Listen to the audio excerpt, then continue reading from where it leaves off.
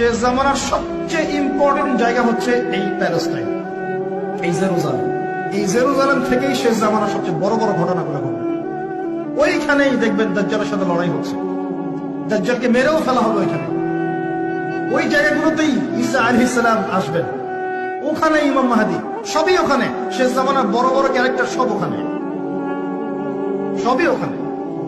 এমনকি যে বাহিনীর কথা বলা হয়েছে শেষ জামানায়, একটা বাহিনী, আল্লাহর সেনাবাহিনী, লড়তে লড়তে লড়তে লড়তে ওই জেরুজালেম পর্যন্ত চলে যাবে। পৃথিবীর কোন শক্তি ওদেরকে দমন করতে পারবে, এটাও হাদিস আসছে। এমনকি এমনও হাদিস আসছে যে লা তুকাতিলুনাল ইয়াহুদ, তোমরা ইহুদের সাথে যুদ্ধ করবে, নবীজি বলেছেন।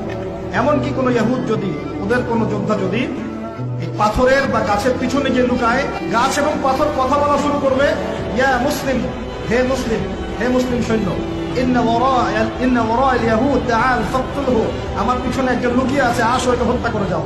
গাছ এবং পাথর কথা বলবে। গাছ পাথর কেন কথা বলবে? কারণ আল্লাহ পাকের জড়বস্তু দীর্ঘদিন ধরে এদের জুলুম দেখতে দেখতে অতিষ্ঠ হয়ে যাবে।